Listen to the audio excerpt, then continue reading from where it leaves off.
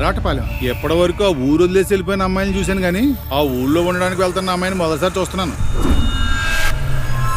నీకు పెళ్ళైనట్లేదు, ఈ ఊరి గురించి తెలిసే వచ్చావమ్మా? ఏంట్రా మన ఊర్లోకి ఆడ పోలీసు వస్తున్నారు. ఊరికి కొత్త కానీ డ్యూటీకి కాదు. కేసేంటో చెప్పండి. ఈ ఊళ్ళో పెళ్లి జరిగితే పొద్దు వాలకుండానే పెళ్లి కూతురు ప్రాణం పోగొట్టుకుంటుంది.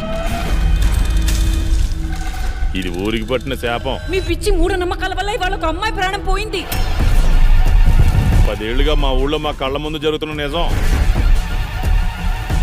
ఒక ఆడపిల్ల చనిపోతూ ఉంటే శాపమని కూర్చోమంటారా సార్? కొన్ని విషయాలు క్వశ్చన్ చేయకపోవడం మనకే మంచిది.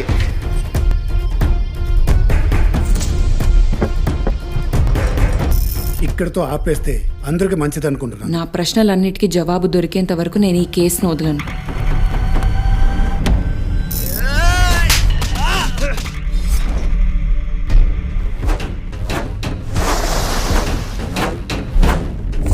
నాకెందుకో మీరు ఈ కేసు కోసమే పెళ్లి చేసుకుంటున్నారు అనిపిస్తుంది మేడం. మీ జీవితాన్ని పనంగా పెట్టడం